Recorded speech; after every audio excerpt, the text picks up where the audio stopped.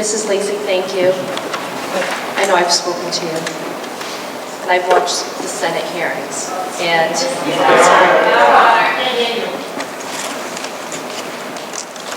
with regard to the press release, first of all, I want to separate two issues. There's the bill, and then there's the power plant. There were members of the council that were concerned about the financial ramifications of leaving any ability to enter into a tax agreement to a vote, based upon the fact that a lot of people publicly, and even at the Senate hearings, had believed that if they were able to say no to a tax agreement, that meant that the power company was going to go out of town. It's my understanding from speaking to Mike McElroy and learning about this just as much as everybody else has been over the last few months, that once the ISO had granted the power capacity in February to Invenergy, that regardless of whether or not that they enter into a tax agreement with the town, if they do not go forward with building the power plant, they are going to be fined, and it's substantially, it's my understanding, and I could be wrong, millions of dollars. At the time, we did have a meeting back at, I think it was at the middle school, an executive session. I believe at the time the bill had already been submitted, and we discussed in executive session what to do. Because again, there was a concern, putting aside whether or not we want a power plant, a concern about the financial ramifications of leaving the bill to people that thought that by voting no to a tax agreement, that they'd be basically sending the power company packing. And we struggled with it. We talked about whether or not we should, participate in the hearings before the House, participate before the Senate, just send communications to the governor. And I remember it was a late meeting because, quite frankly, I remember leaving the meeting because it was late. My son was texting me, and I remember Don, either before or after the meeting, saying, listen, we didn't give this discussion enough attention. We just had such a long meeting during the public comment phase of the town council meeting that we just didn't get to discuss every possible way to address it, because, like everybody else, we're very concerned about a power plant coming to Burrillville. But we have to put that aside and discuss the bill. Right.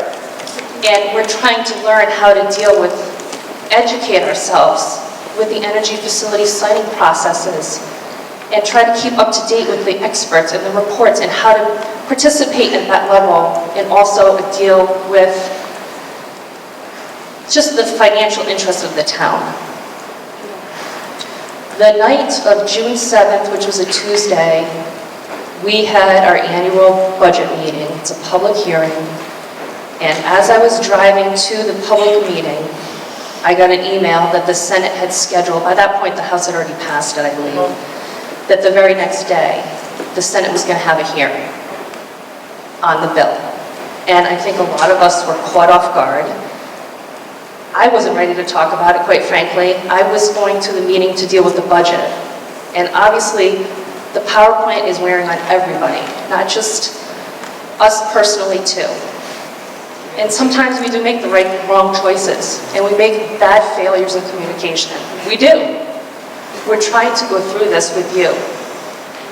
At that time, our attorneys, my understanding, and I could be wrong, because this is my impression, that we were provided with just, a proposed, educational press release to just send to the Senate, because they were meeting the next day, voicing our concerns about, the issues with the bill. It was my understanding that we were going to have some time to talk about it and think about it the next day. I can tell you that it was not a vote or an official agenda item as far as I'm concerned. It was a discussion with I didn't even talk to David or anybody on the other side of the table. I was having a discussion who I was physically closest to with. It's my understanding that the decision was made, speaking individually amongst ourselves to send it out. It was not unanimous. It is a struggle with what the people that did make the decision to send that press release out did it being very concerned about the financial interest of the town. It's not a reflection on you. It's not a reflection that we think that you're not sophisticated enough or capable of making a decision about a tax agreement or a power plant. It's the concern about having gone through the litigation with Ocean State Power and not having enough time to address the misconception that by not entering into a tax agreement would send the power plant packing. The council members that were against sending out the press release, it's for exactly what had happened. Regardless of what the substance of that press release was in terms of, being concerned about those financial interests, the concern was that it would undermine this neutrality that we were supposed to be taking. Yep, exactly.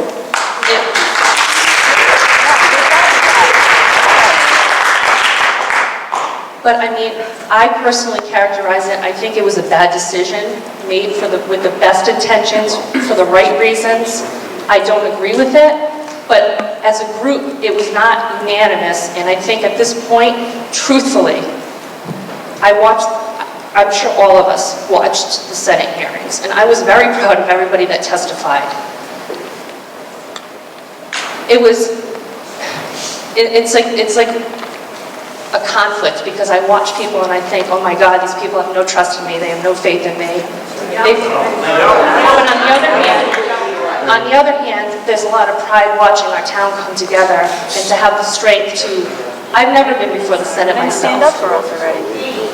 But you have to look at it from our perspective. I apologize for that. And why don't you stand up for the people of this town, Sal? Right. I know.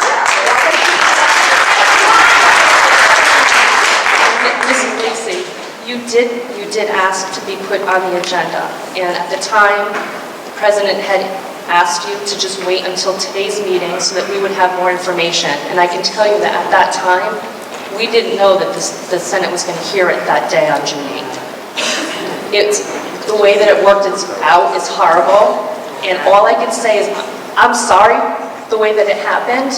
I think that in light of it, and in light of the fact that the planning board started their hearings, I am confident that we as a council, now moving forward, will be in a position to take a vote on the power plant, and our position on the power plant, hopefully at the next meeting, and make a firm statement that we have not interfered with any of the deliberations or communications with the planning board or zoning board moving forward.